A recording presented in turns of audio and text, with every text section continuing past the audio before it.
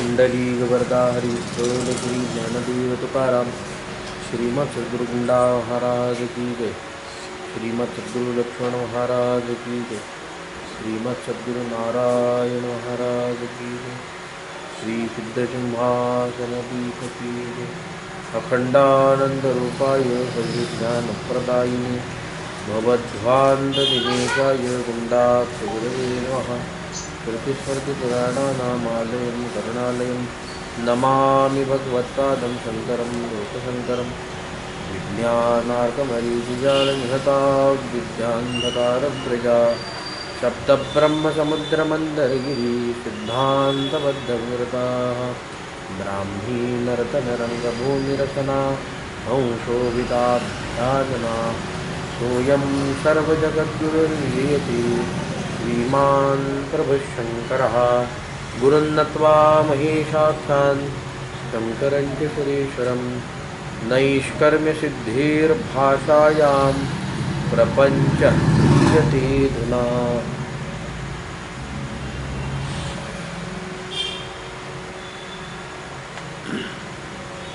अन्वय व्यतिरेको हि पदार्थस्य पदस्य च स्यादेतदहमित्यत्र युक्तिरेवावधारणे.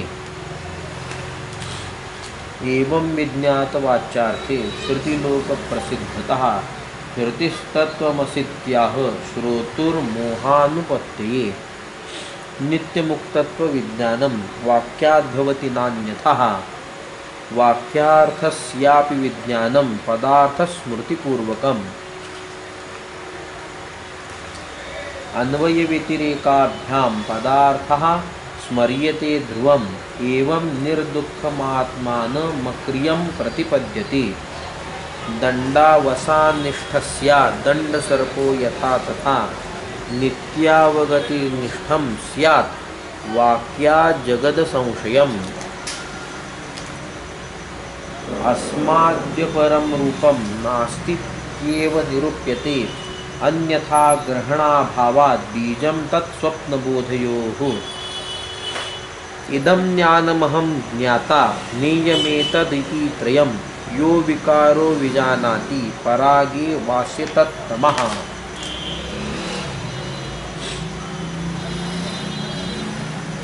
सर्वमेवानुजानाति सर्वमेव निषेधति. भेदात्मलाभोऽनुज्ञा स्यान्निषेधो तत्स्वभावतः. सर्वस्योक्तत्वात् उपसंहारः. अध्याय क्रमांक 4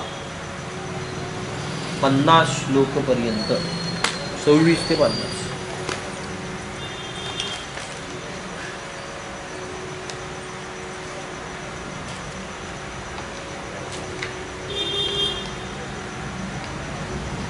तत्वमसी या महावाक्याच्या बोधाचा विचार आपण करतो.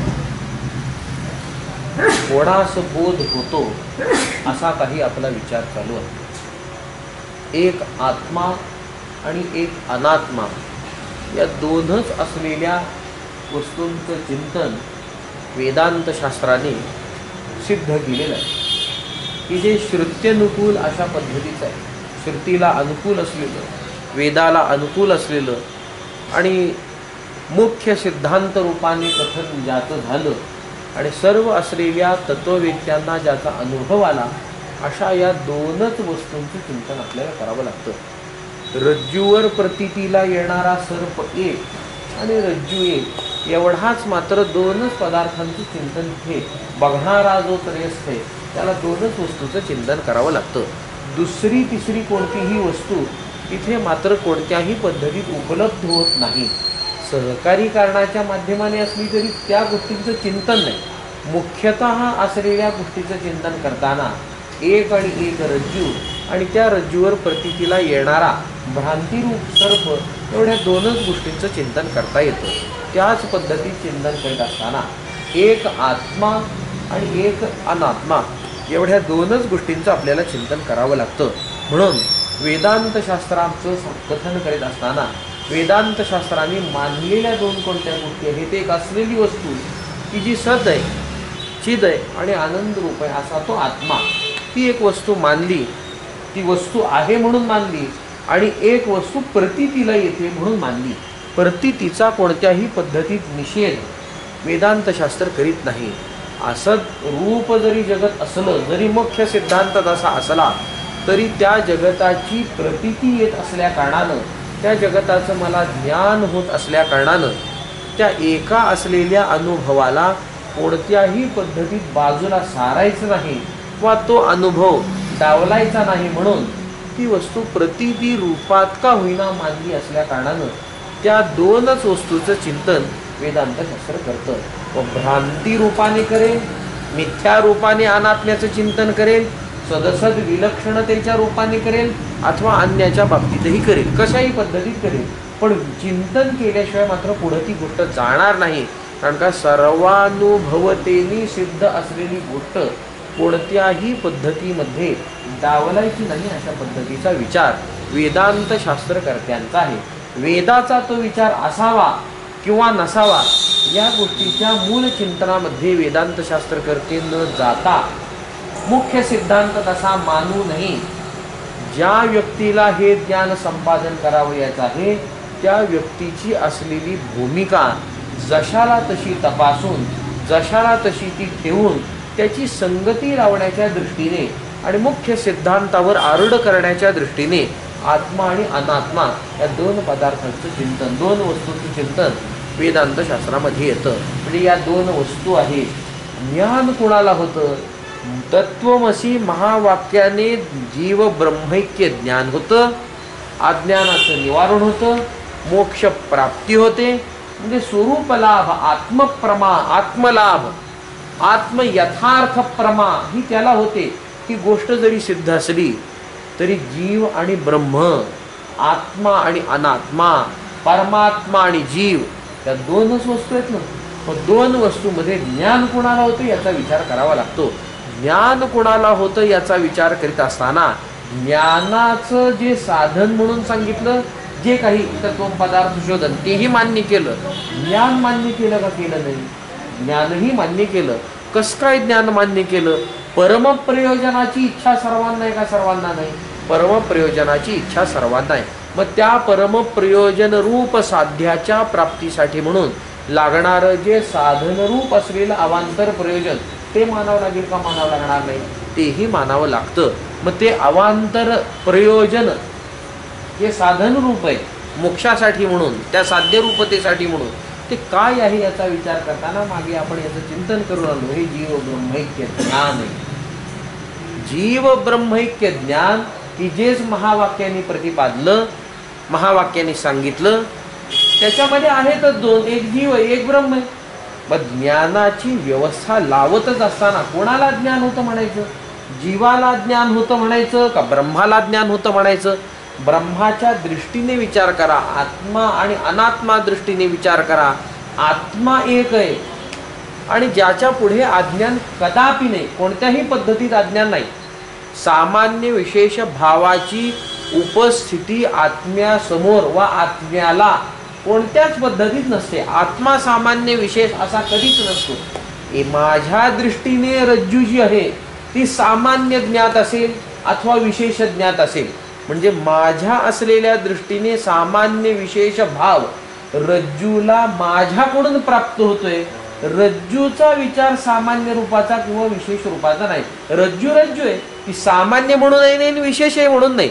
म्हणजे रज्जूच्या समोर रज्जूचा म्हणून सामान्य भावही नाही आणि रज्जूचा म्हणून विशेष भावही नाही. माझ्या दृष्टीने सामान्य विशेष भावाचं आरोपण त्या रज्जूच्या ठिकाणी होतं. जर व्यावहारिक असलेल्या दृश्य पदार्थाच्या संबंधाने, व्यावहारिक सत्य पदार्थाच्या संबंधाने सामान्य विशेष भावाचं आरोपण जर आपण करू शकत नसेल तर आत्मा जो एक म्हणून सांगितला, एक सद्रूप म्हणून सांगितला, त्या एका असलेल्या आत्म्याच्या संबंधाने सामान्य विशेष भाव त्याचा आहे असं म्हणता कसं येतं? सामान्य विशेष भाव त्याचा आहे असं आपल्याला म्हणता येत नाही. आत्मा सामान्य रूपाने ज्ञात होईल, आत्मा विशेष रूपाने ज्ञात होईल, या सगळ्या वस्तुस्थितीचा स्वीकार करता येतो. किंबहुना सामान्य रूपाने आत्मा ज्ञात आहे म्हणून तर या सगळ्या गोष्टी पुढे उभारतायत ना. रज्जू जर सामान्य रूपाने ज्ञात नसेल तर सर्पाचा भ्रम होईल तरी कसा? कशाचाही भ्रम होणार नाही. सामान्य रूपाने निश्चित ज्ञातता त्या वस्तूची असलीच पाहिजे तरच त्याचं ज्ञान होतं, नाहीतर ज्ञान होत नाही. किंबहुना दुसऱ्या पद्धतीत विचार करा. आत्म्याची सत्ता म्हणून सांगता, पारमार्थिक सत्ता आहे. सत्तावान तोच, सत्तारूपही तोच आणि तोच काय असेल तो. सत्ता सांगता म्हणजे नेमकं काय सांगता? ज्याचा अनुभवच येत नाही ती सत्ता असते का?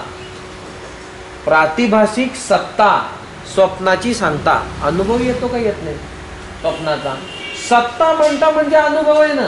मग पारमार्थिक सत्ता आत्म्याची सांगता आणि अनुभवात ती कोणतीच गोष्ट नाही असं कसं म्हणता येईल? अनुभवात ती गोष्ट असली पाहिजेत म्हणजे आत्मा आहे, नित्य सनातन एक सत्ता आहे म्हणजे त्याचा काहीतरी अनुभव व्यक्तीला असलाच पाहिजे. मग कसला अनुभव आहे?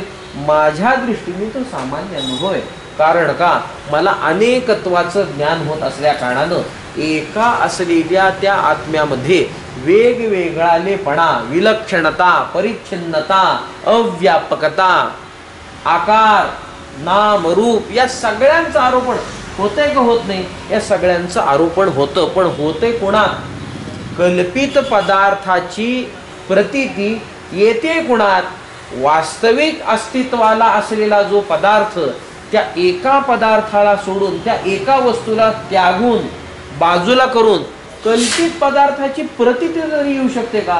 प्रतीतीला तरी काहीतरी अवस्था लागेल का लागणार नाही? काहीतरी उपस्थिती लागेल का लागणार नाही? लागणार. मग कोण आहे तो? मग त्याला एकाला समजा, सामान्य रूपाने समजा. आत्मा सत्ता आहे ना, अनुभव येतो. मग कसा अनुभव येतो? विशेष नाही, सामान्य रूपाचा अनुभव येतो. रज्जूवर सर्पाची प्रतीती येत असताना रज्जूचं सामान्य ज्ञान लागतं. पण सामान्य ज्ञान रज्जूचं कसं होतं? स्वयंप्रकाशित आहे नाही, सामान्य प्रकाश साह्यभूत झाला म्हणून रज्जूचं सामान्य ज्ञान आम्हाला होतं. म्हणजे प्रकाश सुद्धा सामान्य रूपाचा आहे का नाही? आता प्रकाशाचं चिंतन करा आणि वस्तूचं चिंतन करा, म्हणजे आत्म्याचं चिंतन करा. आत्मा आहे आणि त्याचं बोधृत्व आहे. आत्मा आहे आणि त्याचं प्रत्यकत्व आहे म्हणजे साक्षात तोच. दोन्हीही असलेल्या गोष्टी, बोधृत्व म्हणजे ज्ञान आणि प्रत्यकत्व म्हणजे प्रत्यक्षत्व, साक्षात तो, या वेगवेगळ्या सांगता येतील का? जर वेगवेगळ्या सांगायच्या ठरल्या तर ज्ञानरूपता, ज्ञान आणि त्याचं रूप हे निराळा असू कसं काय शकतं? ज्ञानरूपत्व असू शकतो. अन्य गोष्टीचा विचार करता येत नाही. का करता येत नाही? बुद्धीचं ज्ञान म्हणजे बुद्धीचं बोधृत्व आणि साक्षात बुद्धी वेगळी आहे का? बुद्धीला ज्ञान होतं, बुद्धीचं ज्ञान असतं, इतराचं नसतं. मग व्यावहारिक असलेल्या आणि मुख्य सिद्धांत पक्षाने कल्पित असलेल्या बुद्धीच्या ठिकाणी बोधृत्व आणि प्रत्यकत्वाचा अभेद व्यवहार जर सिद्ध होतोय, कल्पित पदार्थाच्या ठिकाणी जो व्यवहार जसा सिद्ध होतोय तो जशाला तसा व्यवहार कोठून तरी संक्रमित झालाय, कोठून तरी आलाय असाच विचार करावा लागतो ना. सर्पाच्या ठिकाणी प्रतीतीला येणारा लंबुळकेपणा, जाडी, विशिष्ट जाडी असेल, विशिष्ट लंबुळकेपणा असेल, हा कोठून आला याचा विचार केला असता रज्जू जेवढी जाड असेल तेवढाच सर्प दिसेल. रज्जू जेवढी अंधारात सामान्य प्रकाशात असेल तेवढाच मला मोठा सर्प दिसेल. 100 फुटाची दोरी आहे आणि सामान्य प्रकाशात आणि संदिग्ध ज्ञानात दोरी 5 फुटाचीच आहे, बाकी लपलेली आहे दोरी. तर मला 100 फुटाचा साप दिसेल का 5 फुटाचा दिसेल? ज्ञात अधिष्ठाना, सामान्य रूपाने ज्ञात असलेल्या त्या अधिष्ठानावरच भ्रम, अन्यत्र भ्रम होत नाही. त्यामुळे जगताचा सुद्धा विचार करीत असताना जगत सगळीकडे दिसतं, म्हणावं लागतं अनंत आहे. कसं काय अनंत आहे म्हणावं लागतं? आकाशाची व्यापकता तपासत असताना आकाश कुठे नाही असं म्हणता येत नाही. कसं काय व्हायला लागलं? सामान्य रूपाने व्यापक असलेला जो आत्मा आहे तो ज्ञात आहे ना. अधिष्ठान ज्ञात आहे ना, सामान्य रूपाने. सामान्य रूपाने ज्ञात असलेल्या अधिष्ठानाचा विचार केला तर कल्पित पदार्थ कुठं कुठं दिसतील? सगळीकडेच कल्पित पदार्थ दिसू लागतात. सापेक्ष आणि निरपेक्ष व्यापकतेच्या दृष्टीने दोघात भेद आहे. नाहीतर जेवढं म्हणून आत्म्याचं स्वरूप सांगावं लागेल तेवढं म्हणून या जगताच्या संबंधाने सुद्धा विचार आपल्याला करावा लागतो. जिथे जिथे म्हणून ते आहे तिथे तिथे म्हणून कल्पित पदार्थांची उपस्थिती होण्याची संभावना आहे. व्हायलाच पाहिजे असा नियम नाहीये. होऊ शकतं का होऊ शकत नाही? होऊ शकतं. त्या दृष्टीने विचार केला तर कल्पित पदार्थांनी जे जे म्हणून धर्म घेतले, जे जे म्हणून त्याच्या ठिकाणी प्रतीती येऊ लागली, ती ती असलेली सगळी प्रतीती आहे कोणाची? त्याची. कल्पित आहे तो, त्याची कशी असू शकते? त्याचं स्वतःच काहीच नाही. भ्रांती आहे ना, भ्रम आहे ना, त्याचं स्वतःच काहीच असू शकत नाही. मग आहे कोणाचं? जे खरंच अस्तित्वाला आहे त्या गोष्टीचा विचार करावा लागतो. त्याचं ते आहे. रज्जूचा लंबुळकेपणा तिथे आला, रज्जूची जाडी तिथे आलेली, रज्जूच विपरीत ज्ञानाने अशी प्रतीतीला येते. आता जोडीला संस्कार हा व्यवहारिक दृष्टांत आहे. त्यामुळे अनेक गोष्टींचा तिथे विचार आपल्याला करावा लागतो. दुसरा विचार करा, स्वप्न खरं का खोटं? खोटं आहे. उठलं की संपतंय ना. मग स्वप्न खोटं आहे तरीही दिसतंय कसं? व्यावहारिक सत्य. तिथे स्वप्न पडलं म्हणून मी पायाने चालणारा व्यक्ती हाताने चालणार नाही, तोंडाने खाणारा व्यक्ती अन्यत्र कोणत्याही स्थानातून खाणार नाही. ज्या ज्या इंद्रियाने जो जो व्यवहार मी करेन तो तो व्यवहारच ते तिथे तिथे होऊ शकतो. किंबहुना आंधळा व्यक्ती असला ज्याला दिसत नाही कधीच, फार आंधळा आहे, जन्मांध आहे, त्याला स्वप्न पडलं आणि स्वप्नात जर तो बघू लागला, कशाने बघेल? कानाने नाही, डोळ्यानेच बघेल. तोही सांगेल मी बघत होतो. काय बघत होता? जगत बघत होतो. कसा बघत होता माहित नाही, बघत होता. बघितलं कशाने? नेत्रानेच बघितलं ना. ज्याच्याने जो व्यवहार सिद्ध होतो त्याच असलेल्या इंद्रियांच्या साह्याने तीच गोष्ट सिद्ध होणार. डोळ्याने कधीही ऐकलं जाणार नाही आणि कानाने कधीही बघितलं जाणार नाही. त्यांच्या ठिकाणी ते सामर्थ्यच नाही. ते इंद्रिय विशिष्ट आहेत. कल्पित आहे. पण व्यावहारिक असलेल्या सगळ्याच गोष्टींना जशाला तसं उचललं ना त्यांनी. एक सत्यत्वाचा संस्कार आहे का नाही या व्यावहारिक जगताचा? जशाला तसं तो स्वप्नात पाहतोय का पाहत नाही? आणलं कुठून त्यांनी? हा ना, कल्पित आहे ना. ठीक आहे, व्यवहार होतोय काय? स्वप्न बघतोय. स्वप्नावस्था म्हणजे सुषुप्ती नाही. म्हणजे नाही, स्वप्नाचा अनुभव आहे ना आपल्याला. आता स्वप्न पडलं, आपण कसा व्यवहार करतोय? जागृतीत आल्यावर विचार करा, आपण तिथे व्यवहार कसा केला स्वप्नामध्ये? जसा बाहेर करतोय तसाच व्यवहार होतो ना, अन्य व्यवहार होत नाही. आंधळ्या व्यक्तीचा सुद्धा बघण्याचा व्यवहार जर स्वप्नात, तो तर बघू शकत नाही. आणि स्वप्न पडलं आणि तो बघायचा विचार करू लागला, बघू लागला. कशाने बघेल? डोळ्यानेच बघेल ना. इथे त्याला आता इंद्रिय समर्थ नाहीये बघण्यासाठी. काहीतरी गोलकात त्याच्या दोष निर्माण झाला. पण स्वप्नात त्याच्या या इंद्रियांचा विषय आहे का? इथलं गोलक गेलंय त्याचं. स्वप्नात जे काही इंद्रिय, तर इंद्रिय म्हणजे गोलक नाही, या गोलकांच्या अग्रभागावर राहणारं इंद्रिय. इंद्रियाचं लक्षण करताना नैयायिकांनी सांगितलं जिव्हा आहे, रसनेंद्रिय. रसनेंद्रिय म्हणजे तुम्ही जिव्हा सांगता का? जिव्हेच्या अग्रभागावर राहणारं रसनेंद्रिय असतं. चव कुठे कळते? टोकाला की माग? टोकाला. रसनेंद्रिय अग्रभागावरती सूक्ष्म आहे. डोळ्याच्या बुभुळाच्या अग्रभागावरती राहणारं नेत्रेंद्रिय. त्या अन्य ठिकाणी नाही. हे गोलक आहे. दोष गोलकात निर्माण होतो. आता व्यवहार करीत असताना व्यक्ती या गोलकाला नेत्रेंद्रिय म्हणतो, हा भाग निराळ. पण इंद्रिय म्हणून काय आहे? इंद्रिय म्हणून अग्रभागावरती राहणारी ती गोष्ट आहे. मग ती गोष्ट स्थूल देहाची नाहीये ना. जर स्थूल देहाचा भाग इंद्रिय राहिला असता तर सूक्ष्म देहामध्ये गणना झाली नसती. आणि स्थूल देहाचा जर असा राहिला असता तेवढाच भाग, तर त्याचा कोणताही विचार स्वप्नस्थ असलेल्या प्रक्रियेत करता आला नसता. कारण का स्थूल देहाचा प्रवेश स्वप्नात आहे का? नाही. मग स्वप्नातही जशाला तसा मी दिसतो का दिसत नाही? इंद्रियांच्या साह्याने दिसतो. इंद्रियांचं आरोपण आहे, इंद्रियांचा तादात्म्य संबंध. आता कर्मेंद्रिय हसतंय, मग या कर्मेंद्रियाचा तादात्म्य संबंध कशाशी? याच्याशी, या दिसणाऱ्या व्यक्तीशी आहे. मग तादात्म्य संबंधाने जशाला तशी आकृती दिसेल, पण काम इंद्रिय करतील ना. इंद्रियांची उपस्थिती सूक्ष्म देहात आहे का नाही? ज्ञानेंद्रिय सूक्ष्म देहात आहेत का नाही? ज्ञानेंद्रियाची परिकल्पना सूक्ष्म देहातली आहे. त्यामुळे जशाला तसं ह्या देह जरी सुटला तरी जशाला तसं होणारं ज्ञान आहे. मग मृत्यूपरांताची कल्पना न करता स्वप्नातली कल्पना करा ना. देह सुटतोय तिथे, स्वप्नावस्थेत प्रवेश केलेल्या व्यक्तीला या देहाचं भान नाही, हा देह नाही, स्थूल देह नाहीये. मग त्याचा देह कोणता आहे? त्याचा देह सूक्ष्म देह आहे. त्या सूक्ष्म देहाच्या संबंधाने म्हणजे तेजस अशी त्याला जी उपाधी येते, त्या तेजस नावाच्या उपाधीच्या योगाने तो स्वप्न सगळं पाहतोय ना.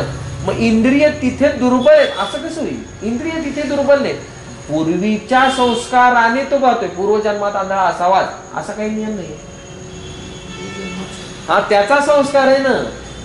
लहान मुलगा असतो, स्तन्यंध असतो, त्याला शिकवलं जातं का दूध कसं प्यायचं म्हणून? नाही.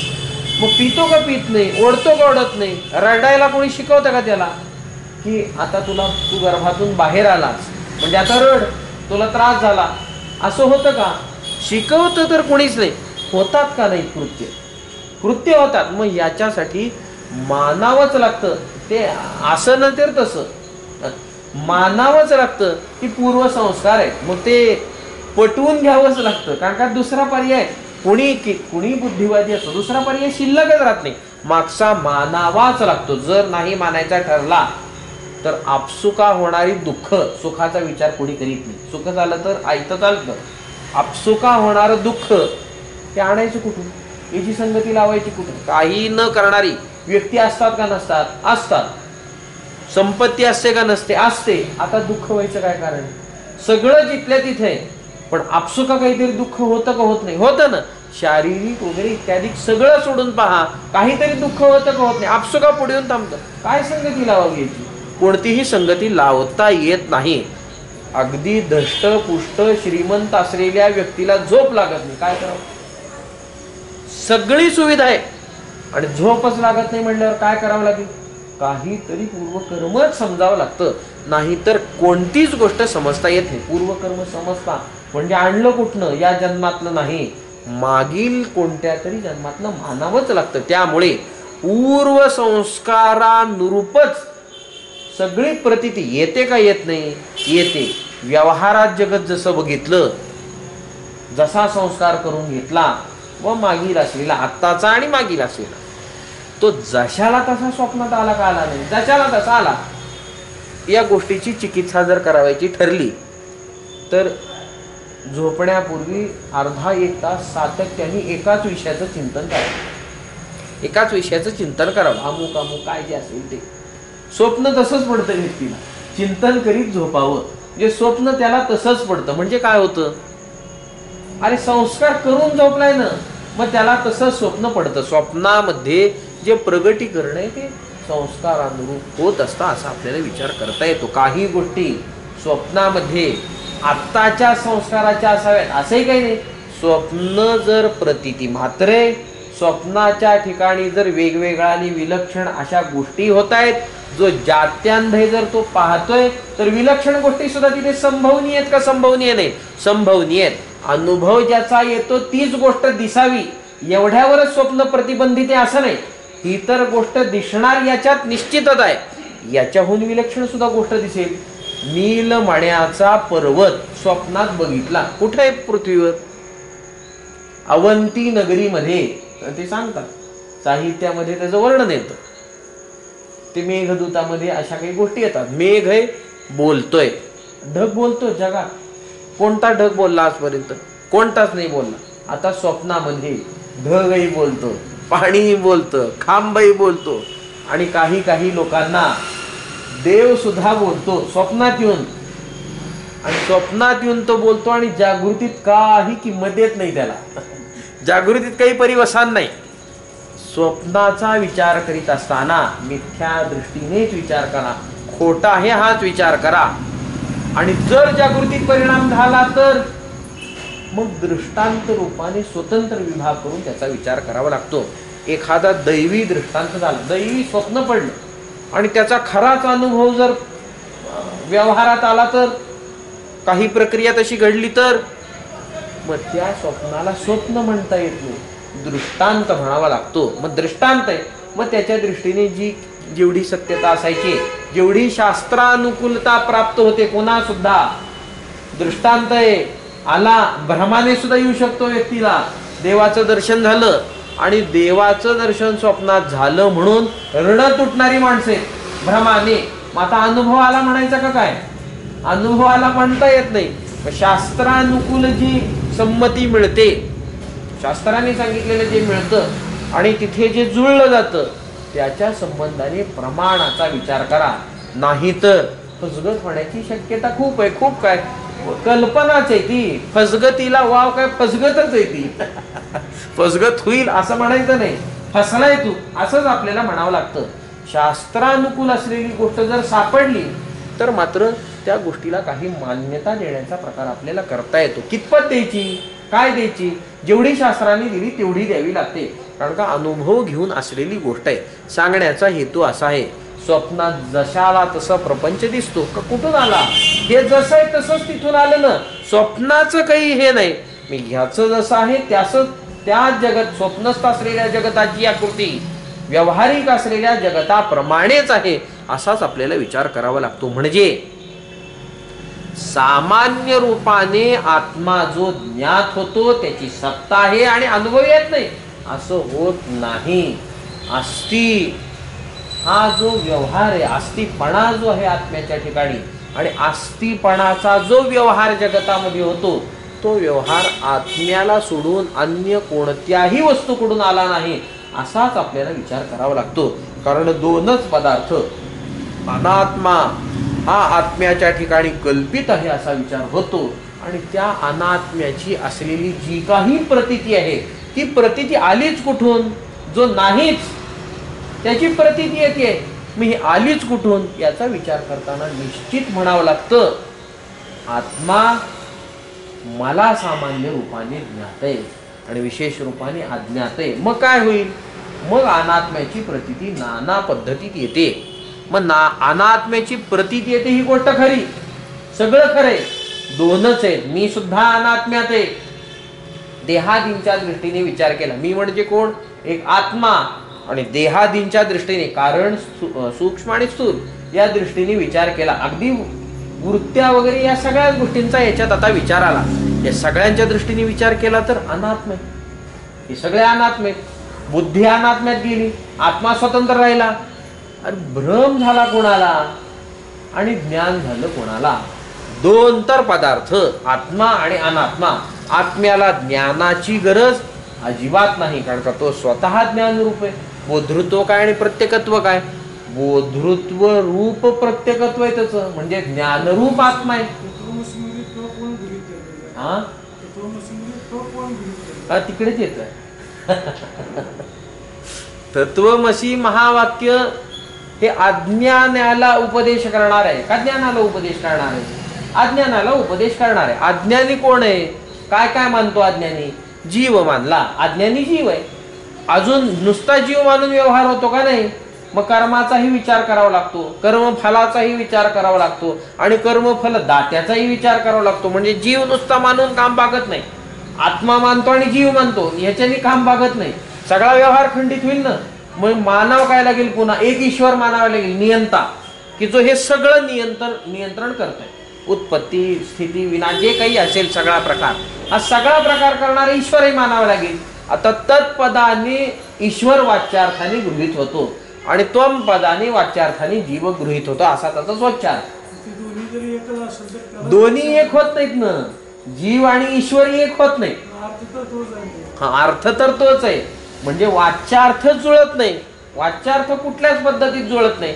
मग तिथे लक्षार्थाचा जो विचार केला, एकत्वाचा जो विचार केला, हे जे सगळं भेद निर्माण झालाय, जीव ईश्वर असो अजून कोणताही असो, हा भेद खरा आहे का खोटा आहे?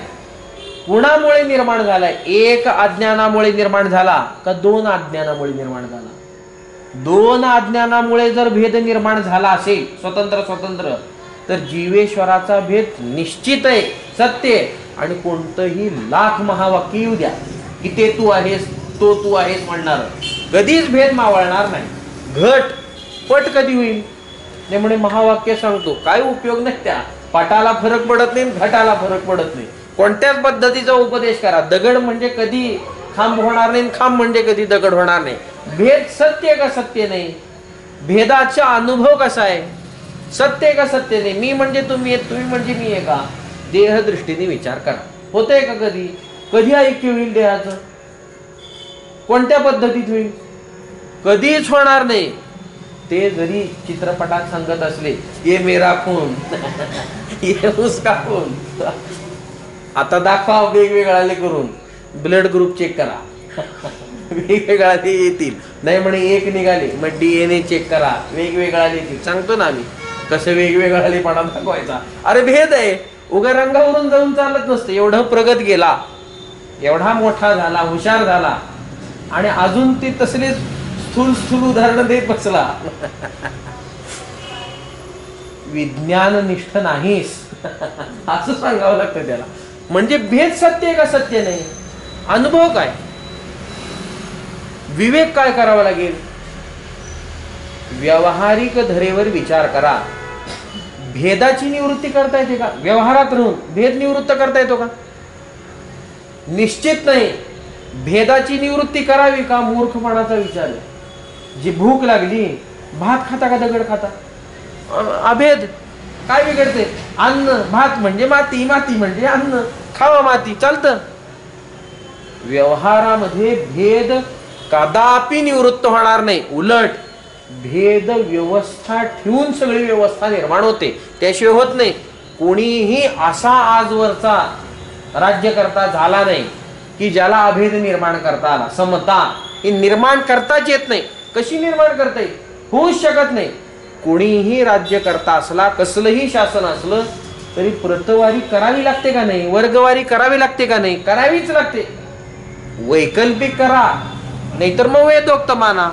चातुर्वर्ण्याला पर्याय देताच येत नाही. कोणाला देता येतो? नाही म्हणे युरोपात दिला गेला. काय निर्माण केलं? एक शिकवणारा वर्ग निर्माण केला, वैकल्पिक.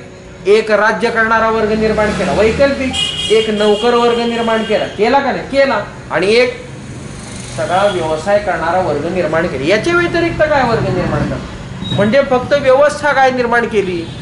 पूर्वीच नको, आम्ही नवीन निर्माण करतो, एवढीच व्यवस्था निर्माण केली ना. गोंधळ काय निर्माण झाला त्याच्याने? भ्रष्टाचाराची व्यवस्था मजबूती करून दिली. कुणी कुठे उठून कसे जाते ना, व्यवसायी बुद्धी असलेला व्यक्ती जर शिकवू लागला तर काय शिकवेल तो? व्यवसायामध्ये जे करायचं नाही ते निश्चित मात्र शिकवेल. जे करायचं आहे तो शिकवण्यासाठी येत नसतो. तो निश्चित जे करायचं नसतं ते मात्र शिकवतो. जे करून व्यवसाय भ्रष्ट होईल ही गोष्ट. पळवाट कोण शिकवतं? कायद्याची पळवाट शिकवणारे कोण आहे? हे जे कोर्टात जाऊन उभारत नाहीत आणि कायदा शिकवायला येतात ते शिकवतात का? शिकवत नाही. मग त्यांचं काम नाही. सांगण्याचा हेतू असा आहे, भेद मानता की अभेद मानता? व्यवहारात अभेद मानताच येणार नाही. भेद जशाला तसा स्वीकार करावा लागेल का लागणार नाही? जशाला तसा भेद व्यवहारात स्वीकार करावा लागेल. मग जीव आहे आणि ईश्वर आहे, व्यावहारिक की पारमार्थिक? जीवाला व्यावहारिक मानता की पारमार्थिक मानता? जीव कसा? जीवाची उपाधी जर जीव आणि ईश्वराची उपाधी या दोन राहिल्या असत्या, स्वतंत्र स्वतंत्र, अज्ञान दोन राहिले असते स्वतंत्र स्वतंत्र, तर भेद जशाला तसा मानला असता, स्वतंत्र निवृत्तच झाला नसता. परंतु गंमत अशी आहे, आत्मा एक आहे ना. आत्म्याचं अज्ञान किती असेल? एक असलेल्या आत्म्याचं अज्ञान किती म्हणून सांगितलं जाईल? एक का दोन? एकच म्हणावं लागते ना. आता प्रतिती नानात्वाची येऊ लागली, ती गोष्ट निराळी, त्याचा विचार नंतर. आत्मा एक आहे, मग अज्ञान किती राहील? आत्म्यावरचं एक घट घरात आणि त्याच्यावर एक वस्त्र टाकलं, त्या एका घटाचं अज्ञान किती राहील? एकच राहील, दोन तर होणार नाही. मग एक अज्ञान आहे आणि त्या एका असलेल्या अज्ञानाचा परिणाम विपरीत ज्ञानात आहे. आणि विपरीत ज्ञान म्हणजे भेद ज्ञानात आहे. आता भेद म्हणला की ज्ञानात्व सिद्ध झालं. आता नानात्वाची व्यवस्था लावण्याची प्रक्रिया काय? एक अल्पज्ञ आहे, त्याला जीव म्हणा. एक सर्वज्ञ आहे, त्याला ईश्वर म्हणा. मानावीच लागते ती व्यवस्था, न मानून काम भागतच नाही. मग जीवेश्वरांचा भेद सत्य की अभेद सत्य? अभेद सत्य होतच नाही ना. महावाक्य सांगते ना, महावाक्याला जीव आणि ईश्वर एक आहेत हे सांगायचंच नाही ना. म्हणे तसाच अर्थ निघतोय ना. अर्थ जरी तसाच निघत असला तरी लक्षणेचा विचार करता येईल का? करता येणार नाही.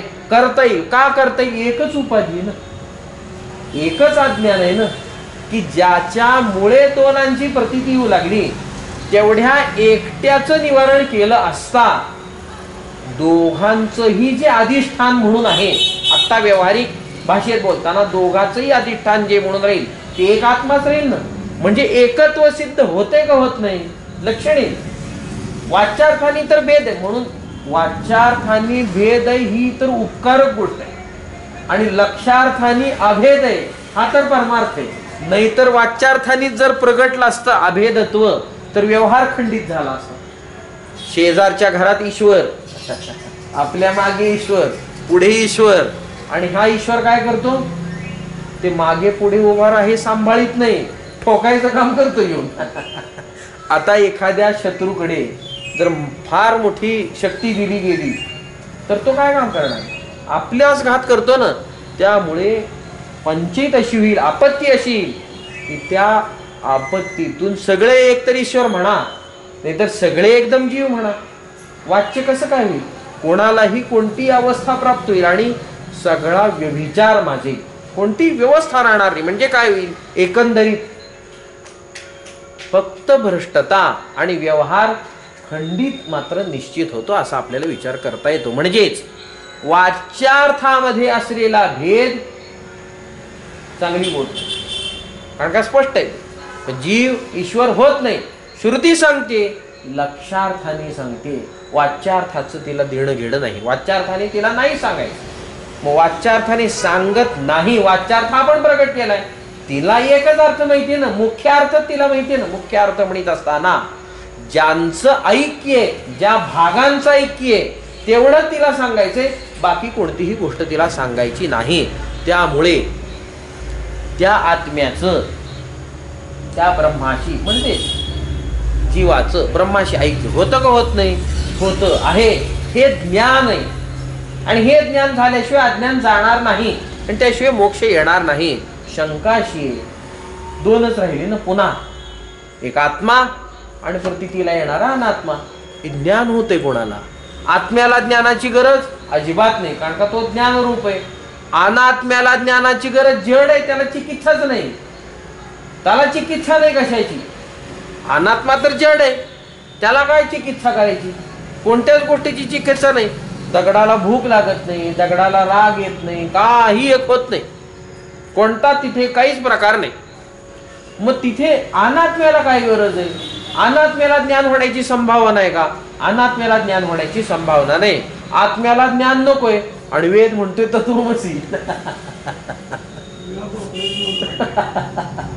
ज्ञान होतंय कोणाला? त्यावेळी विचार करीत असताना असं सांगावं लागतं, असा विचार करावा लागतो. अनात्म पदार्थ लाख आहे, आत्म पदार्थ एक आहे. मी व्यवहार कोणाच्या दृष्टीने करतो? माझा व्यवहार आहे ना. चेतन आहे का? चेतन नाही. चेतनाला ज्ञान होतं, चैतन्य ज्ञान रूप आहे, जड अचेतन आहे. ज्ञान कोणाला होईल आता या प्रक्रियेमध्ये? एक चेतन शिल्लक आहे, एक चेतन म्हणून आहे.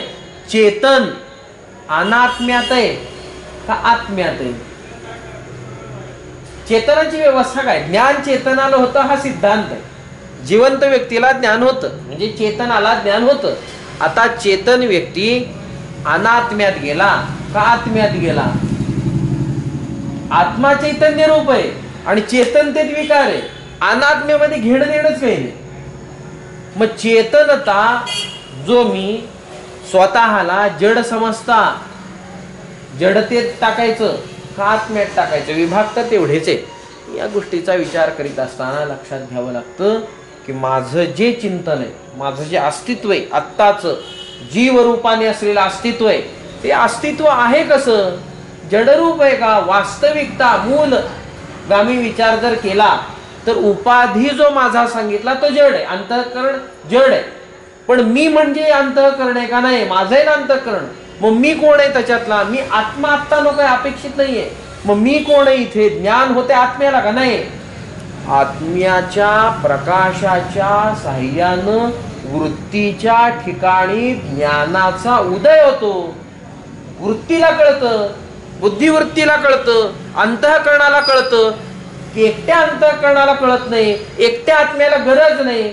मग ज्ञान होते कोणाला, प्रकाशाच्या साह्यानं. त्या अंतःकरण वृत्तीला ज्ञान होतं. म्हणजे ज्ञान कोणाला होतं, ज्ञान व्हायलाच पाहिजे कोणाला, जीवाला. म्हणजे कोणाला व्हायला पाहिजे, चेतन जीवाला. म्हणजेच कोणाला व्हायला पाहिजेत, जिथे प्रतिबिंब पडलंय, ज्या अंतःकरणात, ज्या उपाधीत, जे आत्म्याचं प्रतिबिंब पडलंय, अशा असलेल्या एकट्या आभासाला ज्ञान होतं. मग तो आभास जड नाही ही गोष्ट खरी, कारण का व्यवहार सगळा करतोय. मग जडाची कल्पना तिथे नाही, त्यामुळे काय होती, आपत्ती निवृत्त काय होती, जडाला ज्ञान होत नसतं, ही आपत्ती निघून गेली. चैतन्याला ज्ञान नकोय ती गोष्ट खरी आहे, आभास आहे ना तो. मग आभास आहे म्हणजे प्रतिबिंब आहे ना, मग प्रतिबिंबाच्या ठिकाणी चेतनवत व्यवहार होतोय. सगळा चैतन्याचा व्यवहार तिथे होईल. विकारित अशी आत्म्याची ती स्थिती असल्या कारणानं तिथे ज्ञानही आहे आणि तिथे अज्ञानही आहे. समान अधिकरणात ज्ञान अज्ञानाची कल्पना आहे. मलाच रज्जूविषयी अज्ञान आहे आणि मलाच रज्जूविषयी ज्ञान होईल. माझ्या अज्ञानाचं निवारण करण्यासाठी इतराला ज्ञान होऊन उपयोग नाही, मलाच ज्ञान व्हावं लागतं. नाहीतर तुकाराम महाराज मुक्त झालेत, मग आपण का अज्ञानी झाले ते मुक्त, चला आपणही मुक्त. होत नाही. माझी व्यवस्था माझं मलाच लावावी लागते. त्यामुळे एकाच अधिकरणामध्ये ज्ञान अज्ञानाची व्यवस्था असल्या कारणानं तिथं अज्ञान आहे. ज्याच्यामुळे अज्ञान आहे, ज्याच्यामुळे परिच्छिन्नता आहे, ज्याच्यामुळे हा सगळा व्यवहार होतोय, त्या उपाधीला न सोडता तिथे चेतनतेचा व्यवहार ज्याच्याने आरोपित होतो त्या आत्म्याच्या प्रकाशाची व्यवस्था म्हणजे चिदाभासाची व्यवस्था मान्य करावी लागते. स्वरूपच जीवाचं सांगितलं गेलं. अंतःकरण, अंतःकरणाधिष्ठान चैतन्य आणि अंतःकरणात प्रतिबिंबित चैतन्य. आता या अंतःकरणाधिष्ठान चैतन्याला ज्ञानाची गरज नाही, अंतःकरणाला ज्ञान होत नाही, पण दोघही जवळ, रज्जून सर्प जवळ. आता त्याचा काहीतरी परिणाम होणार का नाही, सर्पात काहीतरी येतंय का नाही, रज्जूच येतंय ना. मग इथे अंतःकरण आहे, ते पट आहे आणि त्या पटाच्या ठिकाणी मात्र आत्म्याच्या प्रकाशाचं परावर्तन होतंय, प्रतिबिंब पडतंय, आभास निर्माण होतंय. वेगवेगळ्या परिभाषेत आणि वेगवेगळ्या वादांच्या दृष्टीने हे कथन आहे, पर्यायवाची नाहीयेत. आभास होतोय म्हणजे प्रतिबिंब होतंय असं नाही. प्रतिबिंब, बिंब, प्रतिबिंब वादाच्या दृष्टीने प्रतिबिंब पडतोय असं म्हणतोय, आभासवादाच्या दृष्टीने आभास होतोय असं म्हणतोय. दोन्हीही स्वच्छ असलेले स्वतंत्र वाद आहेत, एकमेकाला पर्याय असे समजावायचे नाहीत.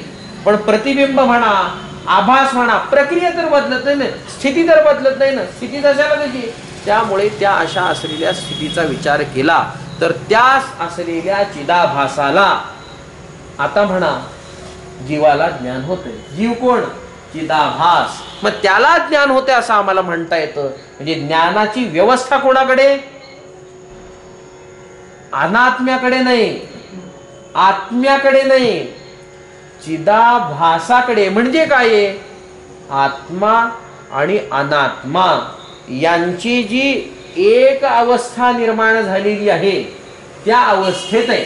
अनात्मा आणि आत्म्याकडे हा प्रकार नाही जात. आत्म्याला ज्ञान होते म्हटले की विषय संपला, कारण का मग तो द्रष्टा झाला, दृश्य निराळ झालं. द्वैतापत्ती चालू झाली, विकारितता चालू झाली, परिच्छिन्नता आली, सगळ्याच गोष्टी तिथे आल्या. आता तिथे राहिलं ते दुसरं काहीच नाही. आणि शेवटी पुन्हा म्हणावं काय लागतं, त्याला अज्ञान आहे. ज्ञान होते ना, म्हणजे त्याला अज्ञान आहे. म्हणजे नैयायिकांच्या परिभाषेत गेलो असं होतं. कारण का नैयायिक आत्म्याला ज्ञान होतं असं म्हणतात. म्हणजे काय होतं म्हणतात, आत्म्याला ज्ञान नावाचा गुण होतो आणि त्यावेळी तो चेतनाप्रमाणे काम करतो. म्हणजे कधी होतं काम, हे बघितलं की घट बघितला, घटाचं ज्ञान झालं, मग आत्मा घ्यायला देईल घट. त्यांच्या असलेल्या प्रक्रियेप्रमाणे विचार केला तर तिथे मात्र मग आत्मा जड आहे. आता पुन्हा त्यांच्यावर आपत्ती, जडाला ज्ञान कसं झालं, मग होऊ शकत नाही. त्यामुळे तसा विचार करता येत नाही.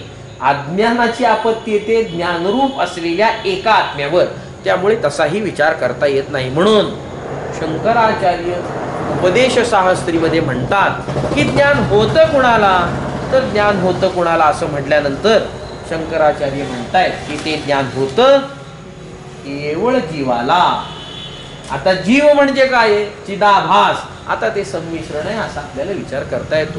म्हणून पहिल्यांदी बोलत असताना आणि स्पष्टीकरण न दिल्या कारणानं पक्षच मांडला होता काय, जीवानात्म वर्गात आहे आणि ब्रह्म किंवा परमात्मा आत्मवर्गात आहे, त्याला गरज नाही आणि याला होऊ शकत नाही. कारण का जीव स्पष्ट नव्हता. आता जीव स्पष्ट झाला, जीवाचं स्वरूप कळलं, सगळ्या व्यवहाराची गती कळली की आता पुन्हा म्हणावं काय लागतं, व्यवहार करताना म्हणावं काय लागतं, जीवाला ज्ञान होते असं पुन्हा म्हणावं लागतं. पण लक्षात घ्यावं लागतं, कंसातलं वाक्य चिदाभासाला होतं, इतराचा विषय तो नाही. कूटस्थ आणि आभास म्हणजे चिदाभास. अहम या शब्दाच्या प्रतितीत अर्थात दोन आहेत का नाही याचा आपण मागे विचार करून आलो होतो. कूटस्थ म्हणजेच चैतन्य आहे का नाही, ब्रह्मचैतन्य आहे का नाही, मुख्य सामान्य अधिकरण संबंध आहे तर तोच आहे. मग तो जर तसाच असेल, त्याला ज्ञान नाही, मग आता ज्ञानाची व्यवस्थाच लावता कुठं, चिदाभासाला. अज्ञान कुणामुळे आहे या गोष्टीचं चिंतन करीत असताना विशेषण रूपाचं असलेलं अंतःकरण की जे परिच्छिन्न आहे, सुख दुःखादी धर्मवान आहे, कामक्रोधादी विकारवान आहे, त्या एका असलेल्या विशेषण रूप असलेल्या त्या अंतःकरणाचा विशेष भाग असलेल्या जीवावर जो धर्म टाकण्याचा परिणाम होतो आणि ज्या धर्माचं ज्ञान मला प्रकाशाच्या साह्याने होतं आणि आत्मत्वानी होतं, त्या असलेल्या स्थितीमध्ये ज्ञानाची गरज आहे. कारण का मग अज्ञान उपस्थापित झालं. म्हणजे ज्ञान मला अहम सुखी अहम दुःखी होतं ना, ते कुणामुळे झालं, माझं सुख दुःख धर्म नाही, आत्म्याचे नाही. मग ते अंतःकरणाच्या ठिकाणी आहेत असं मानावं लागतं. कारण का ज्ञानाची सामुग्री तेवढी, दुसरी तर सामुग्री नाही. मग त्याच्या ठिकाणी ते राहतात आणि तिथे ते ज्ञान होतं. मग ज्ञान होतं कोणाला, चिदाभासाला होतं. मग चिदाभास मानेल काय, मी सुखी आहे मानेल, मी दुःखी आहे मानेल, मी परिच्छिन्न आहे मानेल. आता या अशा असलेल्या सगळ्या हीन भावनेतून, हेय भावनेतून जर त्याचं उत्थान करायचं ठरलं तर आरोपण कुठं करावं लागेल, सगळं आरोपण, सगळं अज्ञान घालविण्याचा प्रकार हा कुठं करावा लागेल, हा सगळा तिथेच करावा लागतो. म्हणून चिदाभासाचं आत्म्याशी ब्रह्माशी जे ऐक्य होतं ते ऐक्य मुख्य संबंधाने होत नाही, बाध समानाधिकरण संबंधाने होतं. बाध होतो का, बाध करायचा, उपाधी घेतलाय ना, आत्मत्वानी घेतलाय ना, तादात्म्य संबंध निर्माण केलाय ना, विशिष्टता त्याच्यामुळे स्वतः जाणून घेतली ना, मग बाध करावा लागतो. स्वरूपाचा बाध करतात की उपाधीचा बाध करतात, स्वरूपाचा बाध नाही करीत, उपाधीचा बाध होतो. उपाधी बाजूला सारली जाते. बाध होतो म्हणजे काय, मिथ्यात्वाच्या संबंधाचा निश्चय करा की अन्य प्रक्रिया आपल्याला पुढे जाऊन सांगता येते. ज्ञान होते कोणाला, चिदाभासाला ज्ञान होतं. कोणतं ज्ञान व्हायला पाहिजे चिदाभासाला, ज्याविषयी अज्ञान आहे त्याविषयी ज्ञान व्हायला पाहिजे.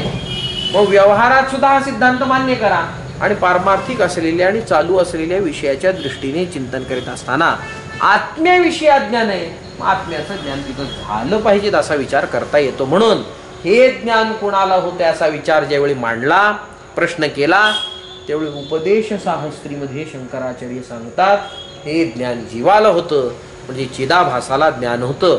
तत्वमसी हे ज्ञान होतं. तू ब्रह्म आहेस हे ज्ञान होतं. ज्यावेळी कोस्मी अशी शंका निर्माण होते, जिज्ञासा उत्पन्न होते, मी कोण आहे अशी जिज्ञासा उत्पन्न होते, त्याच वेळी उपनिषद हा आदेश करतं, ही आज्ञा करतं, हे सांगतं, हा बोध देतं की तत्वमसी. तोपर्यंत देत नाही. हा जपाचा मंत्र नाही, हा तपाचा नाही, हा उपासनेचा नाही, हा निधिध्यासनाचा नाही. याचा उपयोग कुठे आहे? निधिध्यासनाचा म्हणजे ध्यानाचा, हा नाही. मग याचा उपयोगच कुठे आहे? केवळ शोधन करण्यासाठी आहे. अन्यत्र याचा कोणताही उपयोग होऊ शकत नाही. कारण काय, याचा अधिकारच सांगत असताना शंकराचार्य म्हणतात की अंतःकरण शुद्ध झालं, विवेक उत्थापित झाला, अन्वय व्यतिरेकाने विवेक उत्थापित झाला, आत्मानात्म विवेक झाला, आणि पुढे जाऊन अनात्म्याचा त्याग करीत असताना आत्म्याचाही आपसुका न कळत, अज्ञान आहे, भेद आहे, त्याचाही त्याग झाला आणि जिज्ञासुत्व प्राप्त झालं विवेकाने. पण विवेकाने नुसतं जिज्ञासुत्व प्राप्त होत नाही, हे वेगळं ते वेगळं म्हणून नाही. जिज्ञासुत्व जे शिल्लक राहतं त्याचं बीज आहे, जे प्राप्त करून घ्यायचे त्याचाही त्याग झाला, नाहीतर प्राप्ती आहे, त्याचाही त्याग झाला, हे जिज्ञासुत्वाचं बीज आहे. मग ती जिज्ञासुता त्याच्या ठिकाणी शिल्लक कधी राहते? कोस्मी, कोहम, मी कोण आहे अशी ज्यावेळी भावना एवढं सगळं झाल्यावर निर्माण होते, याच वेळी उपनिषद, वेद, श्रुती उपदेश करतं तत्वमसी. हे कोणालाही उपदेश नाही, हे ज्याच्या ठिकाणी ही भावना एवढं करून उत्पन्न झाली त्यालाच आहे असं शंकराचार्य सांगतात. सुरेश्वराचार्य पुढे म्हणतायत की एवढं जरी त्याला ज्ञान प्राप्त झाले, एवढं जरी त्यांनी तत्वमसीचा विचार केला, तरी अन्वयी व्यतिरेकाला सोडून विचार त्यांनी करावा अशी कोणतीही कल्पना करू नये. अन्वयी व्यतिरेक याची सातत्याने त्यांनी ठेवली पाहिजेत. अन्वयी व्यतिरेक त्याच्या ठिकाणी असला पाहिजेत. म्हणजे काय होईल? ज्ञानाचं दृढीकरण होईल, अदृढ ज्ञान राहणार नाही. ज्ञान जरी झालं आणि अदृढ राहिलं तर, काही संभावना शंका शिल्लक राहिल्या तर, जेवढं दुःख अज्ञानात असताना नव्हतं तेवढं दुःख त्याला होतं. महाभारताचं चिंतन करीत असताना मागे आपण एकदा चिंतन केलं होतं, सगळ्यात दुःख कोणाला होतं मोठं? व्यास म्हणतायत, युधिष्ठिराला सांगतायत, कोणाला दुःख होतं? ज्याला ब्रह्मज्ञानाचा उपदेश होतो त्याला सगळ्यात मोठं दुःख होतं. का होतं? ब्रह्मघातापेक्षा मोठा आहे तो ब्रह्मज्ञान झाल्यावर. असं कसं शक्य आहे? अदृढतेमध्ये दुःख आहे. कारण काय, याची चव चाखली आहे पण निश्चित कळेना, आणि ही गोष्ट सोडायची आहे पण सोडता येईना. म्हणजे हेही सुटत नाहीये आणि तेही सुटत नाहीये. मग काय होतो? दोलायमान चित्त, भ्रांती ज्याच्या ठिकाणी आहे, भ्रांत पुरुष. आणि सुरेश्वराचार्य म्हणतायत की भूत बाधित व्यक्तीप्रमाणे तो असतो. भूतबाधित व्यक्ती सुखात असतो का दुःखात असतो? काय म्हणायचं? अत्यंत दुःख आहे ना. स्वतःच्या सत्तेचा त्याग झाला. स्वतंत्र असलेली सत्ता माझी आहे, बुद्धिपूर्वक आहे, आणि बाधा निर्माण झाली म्हणजे काय झालं? संपलं ना, माझी सत्ता संपली ना. एखाद्या अवयवाचा त्याग झाला तरी काही बिघडत नाही, पण बुद्धी संपल्यावर आणि दुसऱ्याने जर हिप्नोटाईज केलं तर संपला ना. तुम्ही होता मृत्यूच्या पुढे दुःख, दुसरं दुःख नाही. मृत्यू सुद्धा माझ्या सत्तेत नाही, मी मरतो या सत्तेत आहे. आणि ही सत्ता कसली? दुसऱ्याची. ही भयंकर दुःखाचं कारण आहे. त्यामुळे हे सुटत नाही, ते सुटत नाही. भ्रांत पुरुष आहे, त्याला सगळ्यात जास्ती दुःख होतं. म्हणून काय केलं पाहिजे? हे दुःख होऊ नये असं जर वाटत असेल तर सुरेश्वराचार्य, शंकराचार्यादी सगळ्या असलेल्या महात्मे आपल्याला उपदेश करतात की अन्वय व्यतिरेकाची का सोडू नका. कुठपर्यंत सोडू नका? जोपर्यंत अहम ब्रह्मास्मी वृत्ती निर्माण होत नाही आणि ब्रह्मस्थिती संपादित होत नाही, तोपर्यंत अन्वय व्यतिरेक सोडायचाच नाही. अन्वयाचं स्वरूप आपण चिंतन करून आलो, व्यतिरेकाच्याही स्वरूपाचं चिंतन आपण करून आलो. हे सांगत असताना ते सांगतात की हे सगळं अन्वय व्यतिरेक म्हणतात. पुन्हा हा उपदेश सुरेश्वराचार्य करतात. आत्मा आणि अनात्मा यांचा विवेक आहे, हे अन्वय व्यतिरेकाने करायचा आहे.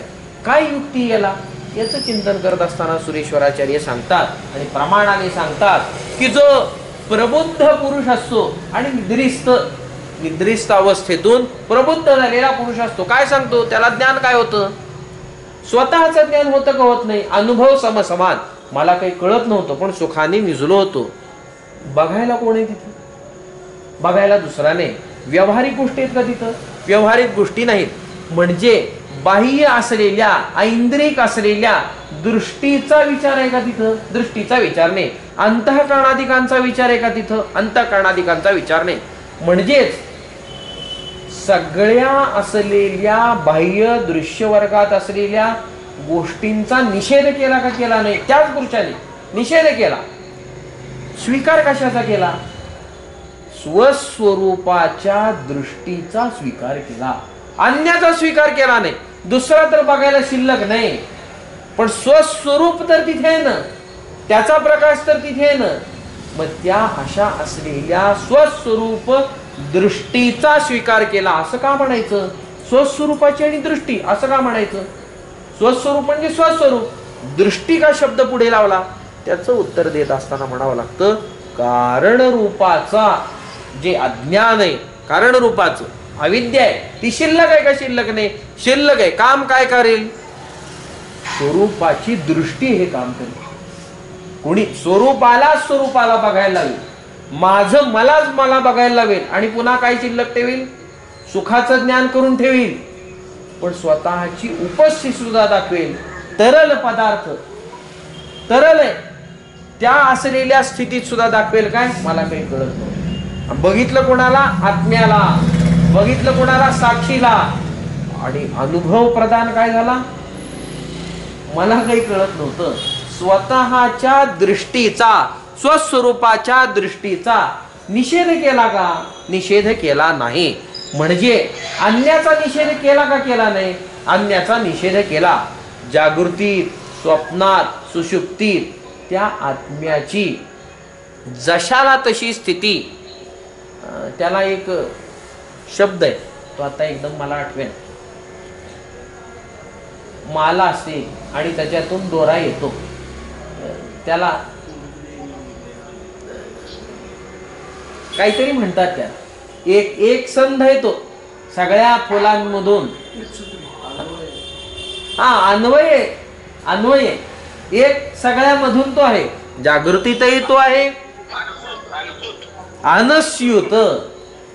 अनुस्यूतता, त्या अनुस्यूतता आहे का नाही त्याच्या ठिकाणी? अनुस्यूतता त्याच्या ठिकाणी जशाला तशी सापडते. कशी काय सापडते? गौडपादाचार्यांचं उदाहरण देतात आणि गौडपादाचार्यांचं प्रमाण म्हणून सुरेश्वराचार्य प्रस्थापित करतात. म्हणतात हे माझ्या आजी गुरु, त्यांचं मी प्रमाण देतो की विश्वरूपाने जागृत अवस्था अभिमानी आत्माच आहे, तेजस रूपाने स्वप्न अवस्था अभिमानी आत्माच आहे आणि प्राज्ञ रूपाने सुषुप्ती अवस्था अभिमानी आत्माच आहे, अन्य कोणीच नाही. परंतु भेद सांगतात. सुषुप्ती, स्वप्न, एक म्यूट कर, सुषुप्ती, स्वप्न आणि जागृती यांच्यात भेद आहे का? भेद नाही. मग दोन विभाग केले जातात आणि दोन विभाग करीत असताना सांगितलं जातं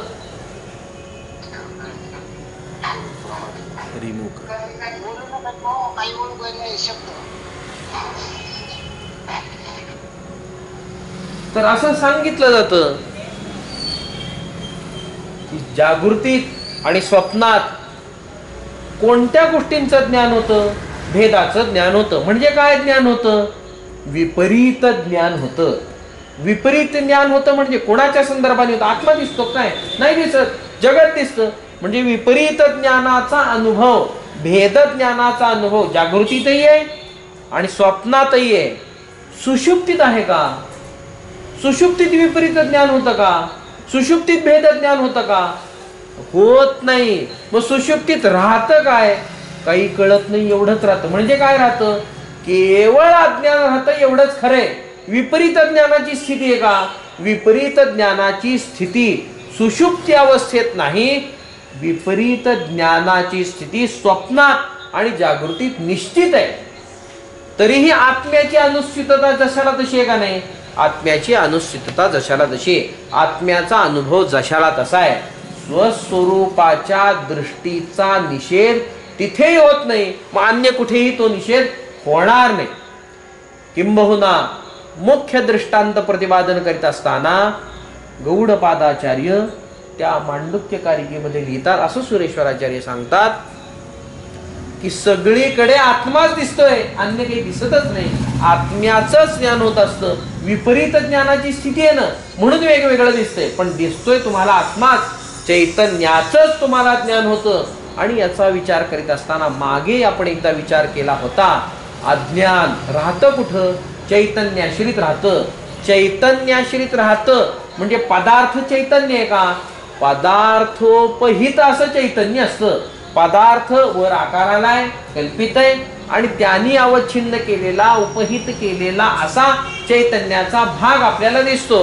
त्या पदार्थाच्या संबंधाचं अज्ञान त्याने उपहित केलेल्या चैतन्यावर राहतं का पदार्थावर राहतं? त्याने उपहित केलेल्या चैतन्यावर येईल, कारण का जड पदार्थ जडाला अधिष्ठान होऊ शकत नाही.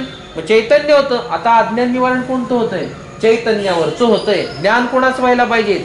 चैतन्याचं व्हायला पाहिजे. मला काय होतं? घट आहे, पट आहे, मनुष्य आहे, जगत आहे. हे ज्ञान सिद्धांताने जर विचार केला आणि विपरीत ज्ञान जर मी मानलं नाही, कल्पनेत समजा मानलं नाही, होत नाही अशी जर कल्पना केली, तर मला ज्ञान कोणाचं व्हायला पाहिजे? चैतन्याचं ज्ञान व्हायला पाहिजेत ना. पण विपरीत ज्ञान असल्यामुळे हे असं होतंय. तरी पण मुख्य दृष्टीने विचार करा, चैतन्य व्यतिरिक्त ज्ञान होतं का? होत नाही. मग आत्मा अनुस्यूत आहे म्हणजे काय आहे? आत्मा अव्यभिचारी रूपाने ज्ञात होतो. अव्यभिचारी ठरतो. कुठे ठरतो? सगळ्या असलेल्या अवस्थेत, सगळ्या असलेल्या व्यवहारात आत्मा कसा ठरतोय? भावरूप व्यवहारातही आत्मा अव्यभिचारी ठरतो आणि अभाव रूपतेच्या चिंतनातही आत्मा अव्यभिचारी ठरतो. भाव प्रकाशकता ही सुद्धा आत्म्याच्या ठिकाणी आहे आणि अभाव प्रकाशकता ही सुद्धा आत्म्याच्या ठिकाणी आहे ना. सूर्यप्रकाशाचं ज्ञान करून देणं हे सुद्धा आत्म्याच्याच प्रकाशाचं काम आहे, त्यानेच ज्ञान होतं. आणि अंधाराचं, सूर्यप्रकाश अंधाराचं ज्ञान नाही करून देऊ शकत. मग ज्ञान कोण करून देतं? अंधाराचं. आत्म्याचाच प्रकाश अंधाराचं ज्ञान करून देतो. म्हणजे ज्ञान होते का होत नाही? भावरूपतेच्या संबंधानेही व्यवहार करा, ज्ञान आहे. अभावरूपतेच्या संबंधाने व्यवहार करा, ज्ञान आहे. हे कुठून होतंय?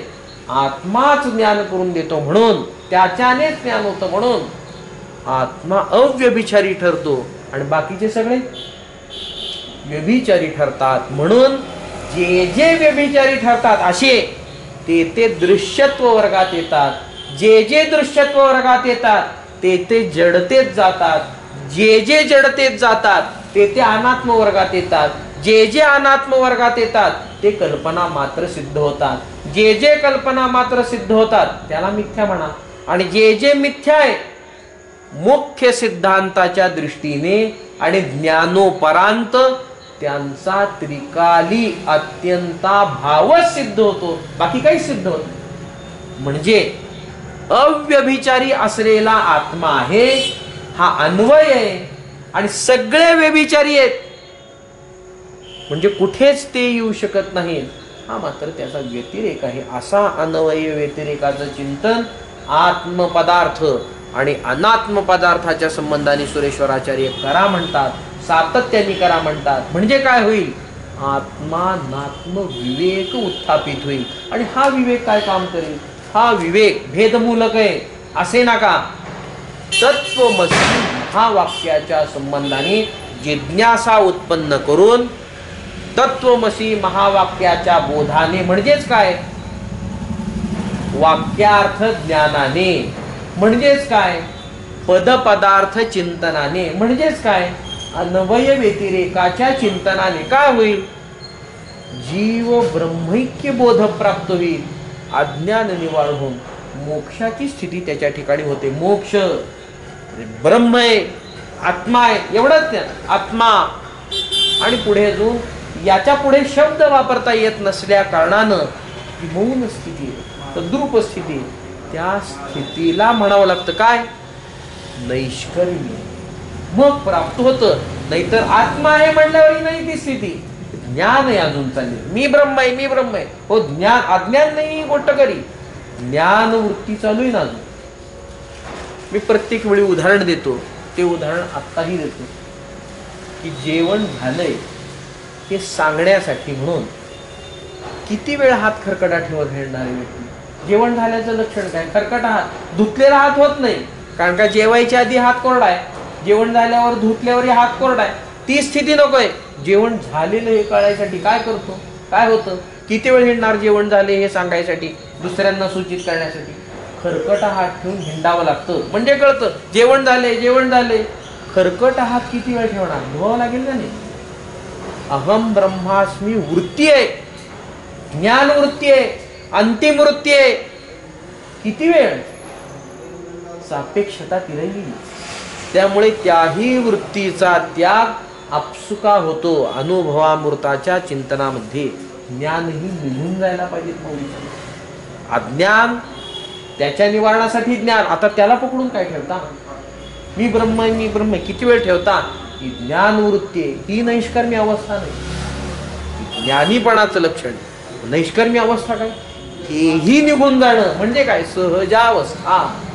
सहज, सापेक्ष भाव नाही, निरपेक्ष भाव, सहज निर्माण होणारा भाव. म्हणजे काय आहे? अनुभव घेण्याची गोष्ट, सांगता येणारी गोष्ट नाही. इथपर्यंत सांगता येते. तो वाचो निवर्तनते अप्राप्य मनसासह. मनासहित सगळं निवृत्त होतं, बाजूला येतं. दुसरी तिसरी कोणतीही गोष्ट त्या ठिकाणी राहत नाही, असा विचार सुरेश्वराचार्य आपल्यासमोर मांडतायत. सुरेश्वराचार्य म्हणतात की अशी अवस्था आहे, ही अवस्था ज्ञानाची आहे, ही अवस्था जीवनमुक्ताची आहे. ही महावाक्याने प्राप्त होते, अन्याने प्राप्त होत नाही. वाक्य ज्ञान लागतं, दुसरं ज्ञान याला चालणार नाही. ते म्हणे हे ज्याच्यामुळे हे ज्ञान होतं, जे कारण असतील या ज्ञानाला, ती कारण सत्य मानता का मिथ्या मानता? एवढी शंका टाकतात. आणि सत्य असेल तर पुन्हा आपत्ती येते, द्वैतापत्ती. ते एक ज्ञान सत्य, हे एक सत्य. मग मिथ्या मानता का? सुरेश्वराचार्य त्याच्यावर स्वच्छ उत्तर देतात. कारण काय पहिल्यांदा सांगतात. ते म्हणतात गुरु आहे, वेद आहे, ही कारण आहे ज्ञान होण्याची, यांच्यापासून ज्ञान होतं. मग आता हे खरं मानता का मिथ्या मानता? सुरेश्वराचार्य म्हणतात आम्ही मिथ्या मानतो. वेद मिथ्या, गुरु मिथ्या, तत्वमसी महावाक्य मिथ्या, अहम ब्रह्मास्मी मिथ्या. का मिथ्या मानता? अहो, ज्याच्या ठिकाणी अज्ञान निर्माण झालं, समानाधिकरणात आहे ना सगळं, मग ज्ञानही अज्ञान निवारण करेल ना. एकाच सत्तेत काम होतं, अन्य सत्तेत काम होत नाही. सगळ्याला मिथ्या मानतो. आणि मिथ्या पदार्थांच्या संबंधाने विचार ज्या ज्यावेळी होतो त्या त्यावेळी अशाच पद्धतीने एकाच समान सत्तेत असल्या कारणानं तेच त्यांचे बाधक होत असतात, अन्य बाधक होत नाही. आणि अन्य बाधक नाही, साधक होतात असा विचार असल्या कारणानं ज्ञान ज्यांच्या मार्फत होतं तेही मिथ्या स्वरूपाची, असं आम्हाला म्हणावं लागतं. एकत्वाची कल्पना करा, एकत्वाचा विचार सिद्ध करा. म्हणतात की सगळे पदार्थ एकमेकावर आरोपित वाटतात. सुवर्णाचे अलंकार वाटतात, पण सुवर्णाची अलंकार सुवर्णात कल्पित आहेत असं मानता का? देहाच्या संदर्भाने असलेला जो तादात्म्य भाव त्याच्या संबंधाने मानता, आणि त्याच्या संबंधाने आत्म्यात कल्पित मानता. कस काय आत्म्यात कल्पित मानता? आत्म्यात मानता की सुवर्णात मानता की देहात मानता? याचा विचार करत असताना सुरेश्वराचार्य गौडपादाचार्यांचं उदाहरण देऊन म्हणतात की सुवर्णात कल्पित मानित नाहीत अहंकार, भ्रमरूप असलेल्या देहात कल्पित मानित नाहीत अहंकार अलंकार. व मानतात कुठे? सगळं आत्म्यात कल्पित मानतात. कशावरून हे सांगतात?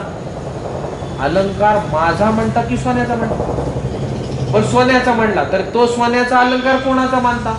माझाच मानता. हे माझपणा सोन्याचा नाही, अलंकाराचा नाही, देहाचा नाही, तादात्म्य संबंधाचा नाही. मग कोणाचा आहे? तो आत्म्याचा आहे.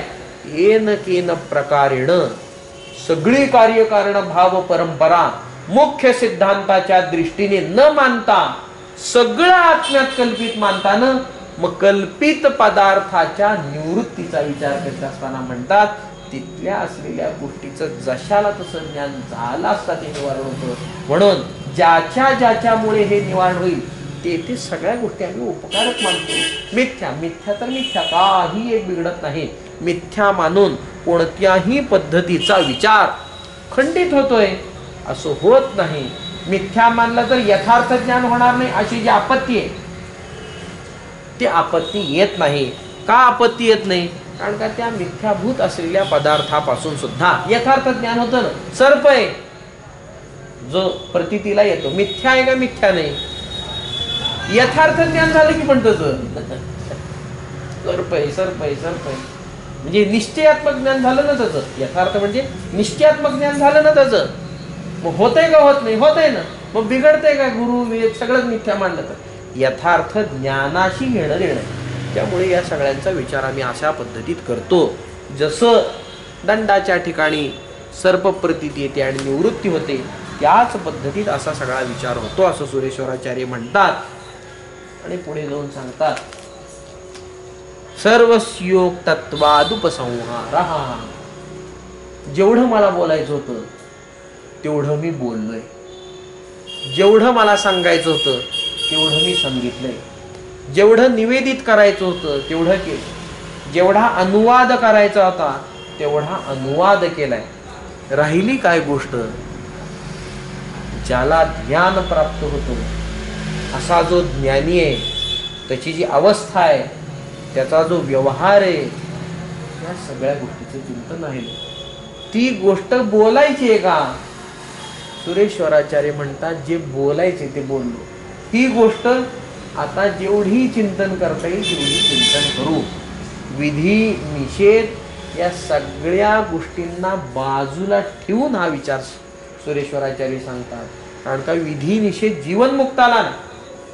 त्यामुळे इथे सुरेश्वराचार्य वाणी मी थांबवतोय असं म्हणून जीवनमुक्त्याचा विचाराचा प्रारंभ करतात. काय जीवनमुक्ताचा विचार आहे? ज्ञानाची अवस्था काय आहे? ज्ञानी व्यवहार तरी कसा करतो आणि स्वमहिमेत राहतो तरी कसा? अवस्था त्याची नैष्कर्म्याची ती कशी आहे या गोष्टीचा आपल्याला काही विचार करायचा आहे. वेळेची मर्यादा झाली असल्यामुळे आज आपण इथेच थांबतो. बाकीचं चिंतन उद्या नैष्कर्म्य सिद्धी या ग्रंथाची पूर्णता होणार आहे. ज्ञानाची अवस्था काय ही तपासायची, जेवढं शक्य आहे तिथपर्यंत जायचं. सुरेश्वराचार्य जेवढा मार्ग दाखवतील तेवढं जायचं. माझी बुद्धी अल्प असल्यामुळं त्याच्यातनं जेवढं मला समजेल तेवढं प्रतिपादन निश्चित जाईल. अनुभव त्या अवस्थेचा नसल्या कारणानं स्पष्ट होईलच याची खात्री नाही. आज आपण इथेच थांबू. बाकीचं चिंतन उद्या. कुंडली वरदा हरी विठ्ठल श्री ज्ञानदेव तुकाराम श्रीमद सद्गुरु गुंडा महाराज की जय. श्रीमद